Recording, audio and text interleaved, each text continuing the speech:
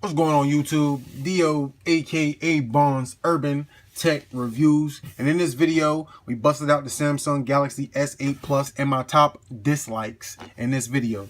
So first we're going to start with the dislikes. My number one dislike is the speaker sound. Now it sounds crisp, it sounds clear, but I just don't like it because it's not loud enough. You spending a lot of bread for this phone, so I would want to have a super loud speaker, at least a lot louder than what we get in the S8 Plus and the S8. My second issue kind of goes with the first issue, which is no dual speakers. Now let's look at the bottom of the phone. You got one speaker here, then you got your microphone, you got your charger, and then you got your speaker port. I mean your 3.5 millimeter headphone jack. Okay, so I think personally you got enough room to fit one of these down there. You can slide this over, fit that there. But let's not even go there. Let's say, okay, you ain't got the room for it. You still got this up here. You see this right here? You still got this up here. Why not make this a speaker? For the bread that you dropping on this device, for the bread that you putting out for these devices, why not make that a speaker? I never understand that.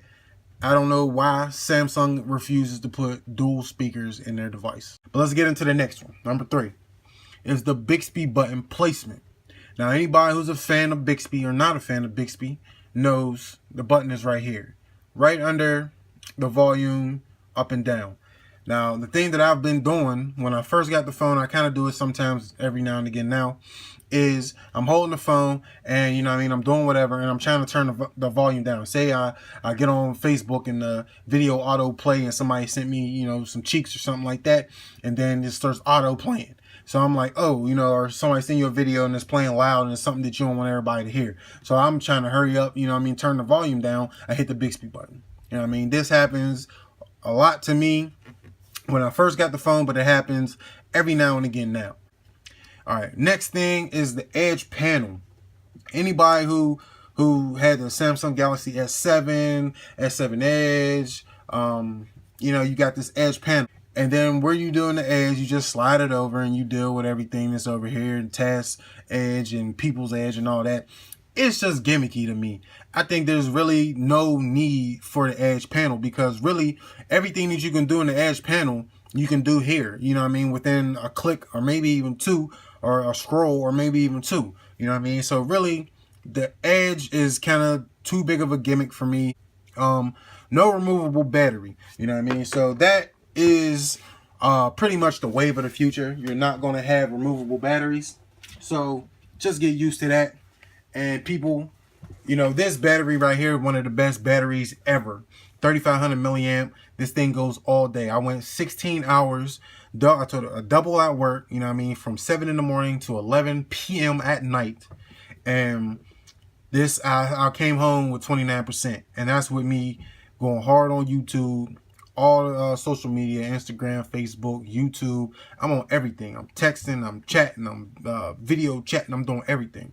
29% from a full charge. This thing's a beast. Battery, you ain't gonna have no disappointments in the battery area.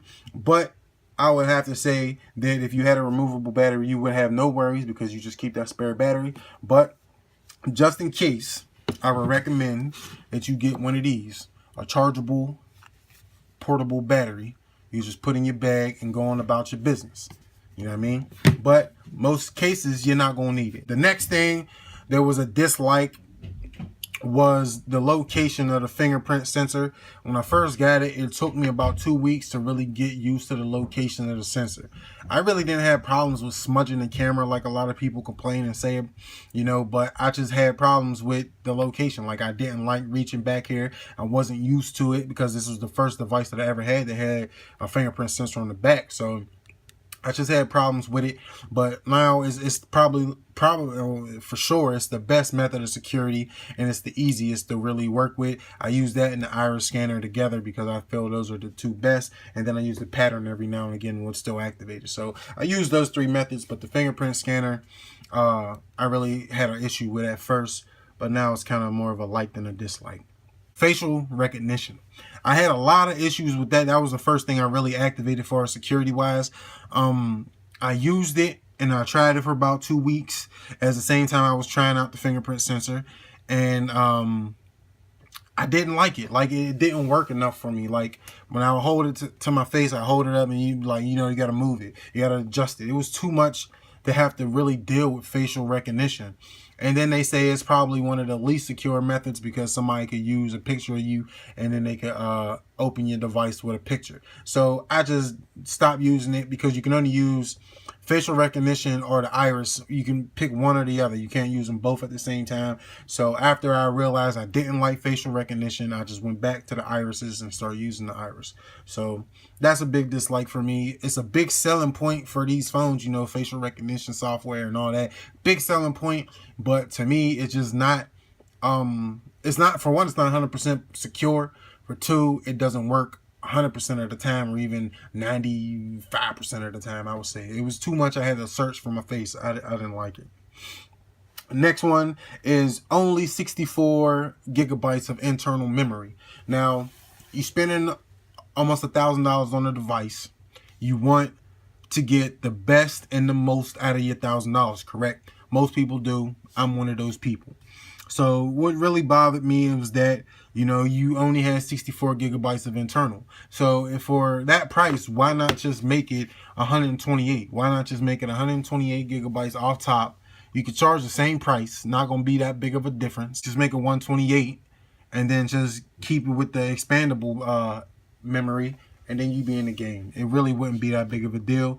But Samsung seems to cap off their devices at 64 gigabytes of internal memory, and that's what you're going to get. So just get them SD cards ready, pop them in, and you're good to go. The next thing is the price. The price. What's the price? But $800, $830, $850, whatever it was, is a hell of a price to pay for a phone. A lot of people, man, when I tell them, people who ain't or aren't really into tech, when they be like, well, how much is the phone?